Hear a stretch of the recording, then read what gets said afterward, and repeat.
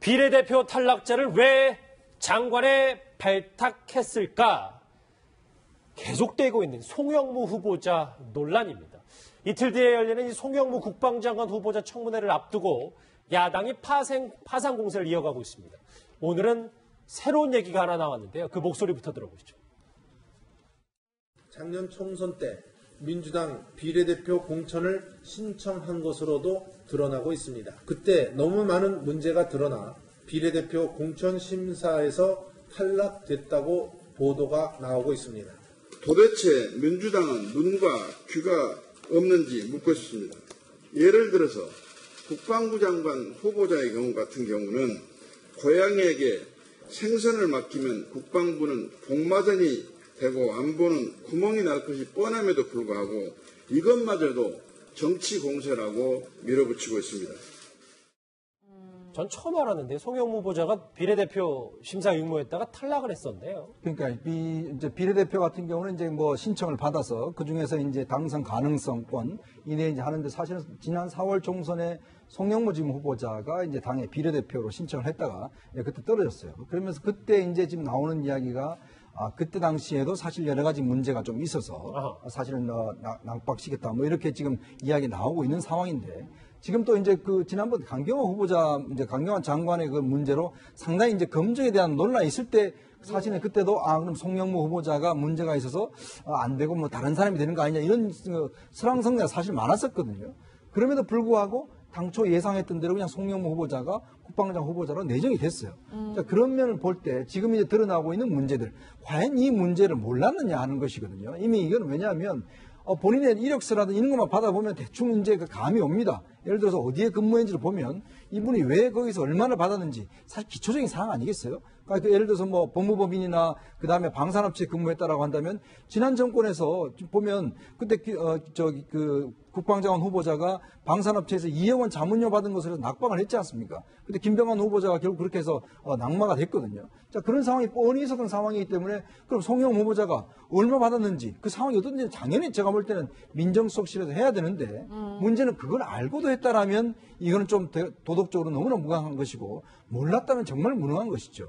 예, 뭐 지금 여러 가지 이야기가 나오고 있는데 그렇다 보니까 야당에서는 비례 심사에서도 탈락한 사람을 장관 후보자로 임명한 게 맞느냐, 청와대에서 진짜 몰랐느냐, 아니면 이 정도 흠결은 봐줄 수 있다고 판단한 거냐, 뭐 이런 얘기들이 있어요. 그렇습니다. 이제 곤란한 답변을 제가 많이 하게 되는데요. 예, 뭐 충분히 그렇게 이제 방금 말씀하신 대로 지적하실 수도 있고 또 그런 의심을 우리가 합리적으로 할 수 있다고 봅니다. 다만 이제 지금 핵심이 되는 게 이제 어쨌든 월 3천을 받았다는 게 제일 핵심 아닙니까? 그리고 이제 방산과 관련돼서 뭔가 자문과 고문을 하면서 받았기 때문에 이것은 정말 국방장관 후보자로서 방산 비리를 없애야 되는데 오히려 그런데 관여된 것이 아닌가 그런 지금 의심을 받고 있거든요.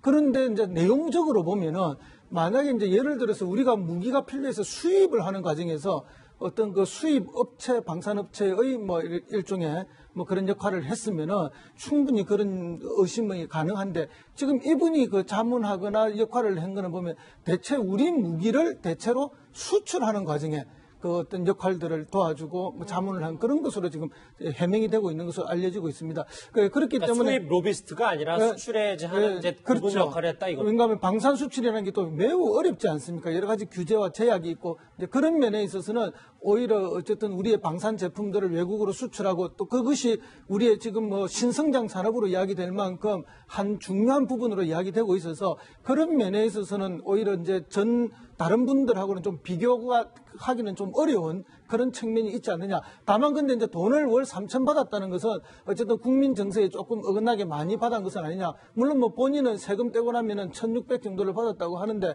뭐 1,600도 결코 작은 돈은 아니죠. 그래서 이 경우에는 제가 볼 때 어쨌든 뭐 여러 가지 합리적인 의심은 많이 갑니다만 청문회를 통해서 과연 해명이 되는지 안 되는지 한번 검증을 다시 해볼 필요는 있지 않느냐. 그런 청문회를 통한 검증의 기회를 주고 거기서도 부족하다면은 뭐 당연히 또 부족한 의견을 내야 되지만 그 기회를 한번 주는 정도는 필요하지 않을까 하는 그 해명을 들어보는 기회를 가졌으면 하는 그런 생각은 있습니다. 그럼에도 불구하고 제가 주장하는 건 뭔가 하면 김병관 후보는 어쨌든 2억 2천을 받고 탈락을 했어요. 그때. 물론 또 뭐 그거 말고 정서적인 요인이 있었죠.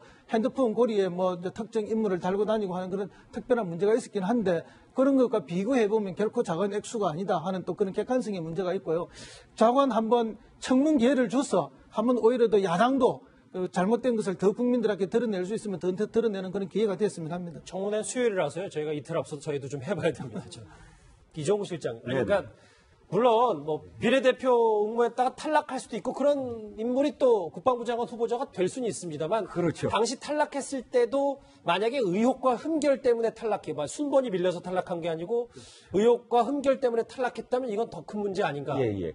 순번에 대한 문제는 아니고요. 비례 몇 번이냐가 아니라 그렇죠. 그 비례에서 사실은 이제 그 쿼터가 있지 않습니까? 예. 전문가 쿼터. 그러니까 군에서는 몇 명, 어떤 사람 또는 뭐 전문가 그룹에서 IT 쪽은 어떤 사람 이런 식의 어떤 그 비례대표의 후보자들을 받지 않겠습니까? 이 부분은 말씀하셨듯이 뭐 개인적인 그러니까 비례대표라는 것은 사실 어떤 검증을 철저히 하거나 그렇지는 않아요. 그렇기 때문에 뭐 검증 과정을 통해서 실제로 의혹이 드러나서 비례에 하지 않을 수도 있습니다. 여러 가지 어떤 뭐 정치적인 상황들이 있기 때문에. 그런데 그럼에도 불구하고 사실은 송영무 후보자인 경우 당시에 이 후임인 정옥근 그 해군 참모총장이 10년 징역형을 받습니다. 군납 비리로. 그 당시에 이것을 밝혀낸 김영수 소령이라고 있어요. 지금은 이제 예편했지만 김영수 소령이 사실 이 송영무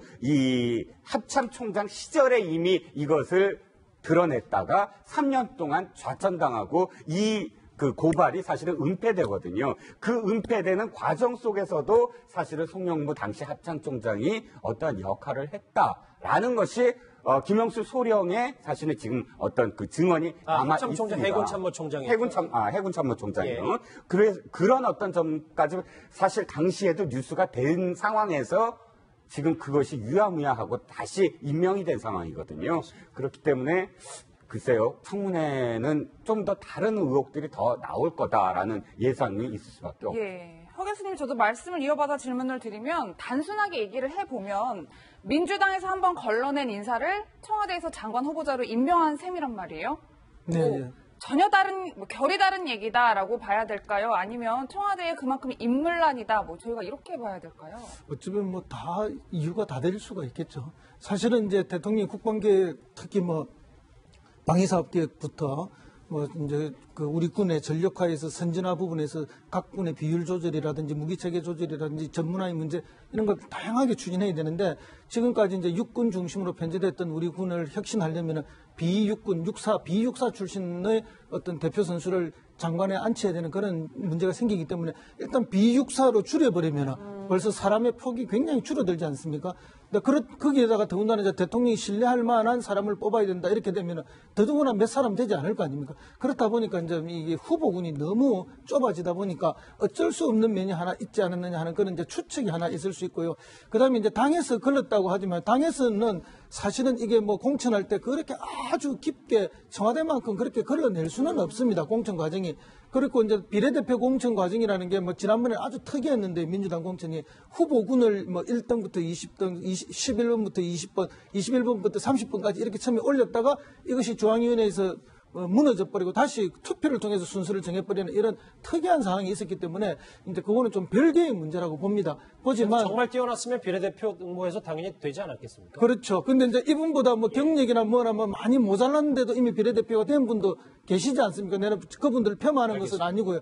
그럼에도 불구하고 이번에 국방장관에 올라온 거는 어쨌든 제가 볼 때 지난 대선 과정에 어쨌든 소위 말해서 이제 국방과 관련된 분들, 안보와 관련된 분들을 결집시켜내고 그런 믿음을 대통령이 갖도록 유권자들에게 만들어주는 그런 큰 역할도 있었고 어쨌든 개혁에 대해서는 이분이 이제 육본에 있을 때부터 엄청난 노력을 했던 전문가이기 때문에 발탁한 것이 아닌가 그렇게 봅니다. 일정 부분 이해도 됐고 아직은 조금 아리송한 부분도 분명히 있었어요.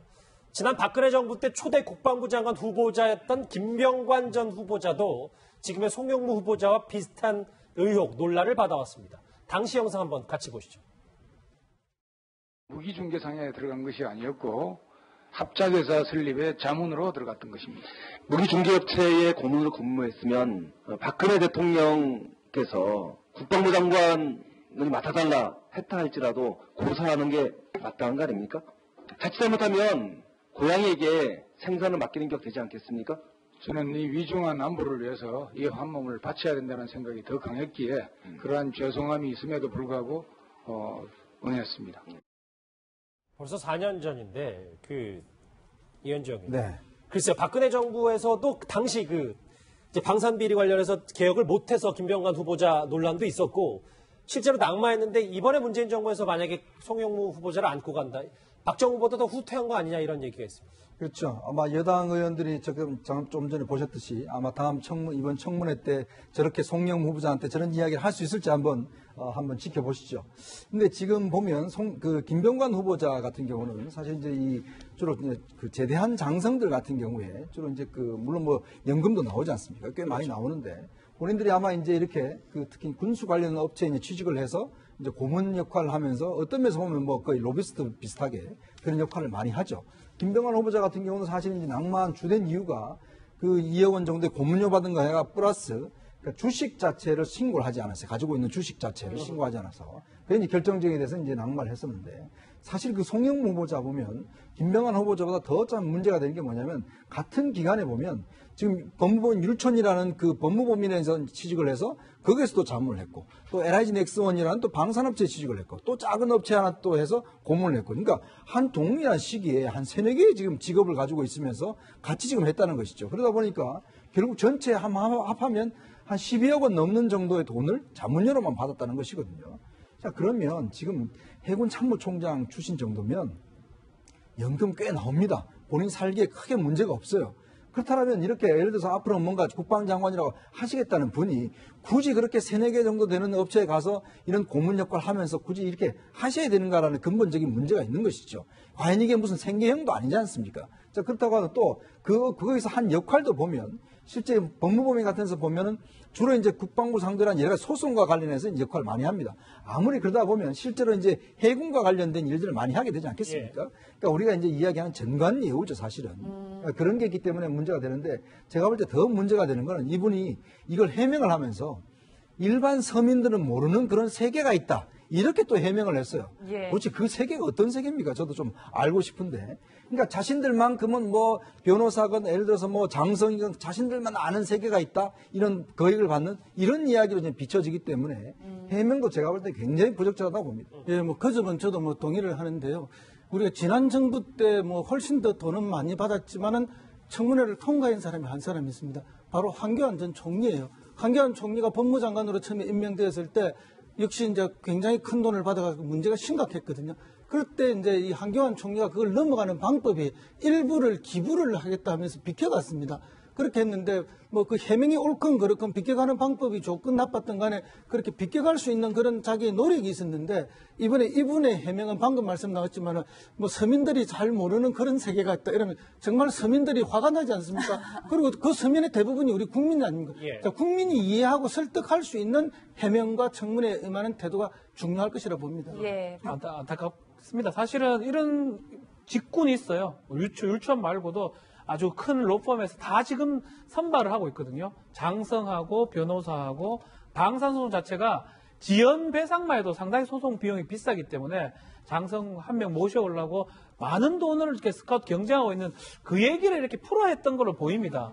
그러니까 우리 율촌 말고도 송영무 후보자 말고도 다른 데도 많지만 자신은 뭐 딴 데에 비해서는 어쩌면 비슷하다는 취지 아니면 싸다는 취지 그 얘기를 하려고 했는데 표현 자체는 아주 부적절해 보입니다. 서민들이 이해할 수 없는 그 얘기를 좀 잘못 얘기한 걸로 보이는데 결국은 이제 그 부분이 법무법인에서 이게 돈이 되니까 계속 이렇게 하는 거거든요. 그렇죠. 예. 그 얘기를 지금 하는 건데 풀은 거는 잘못 풀은 거고요. 이 부분을 결국은 이 부분이 낙마 사유가 될지 안 될지 나중에 청문회에서 밝힐 부분인데 뭐 얘기했지만 김병관 예전에 한미연합사 부사령관 국방부장 후보자랑 조금 다른 측면이 법무법인에 들어간 거하고 무기상한테 들어간 거하고는 좀 달리 봐야 될 거 아닌가 생각이 좀 듭니다. 알겠습니다.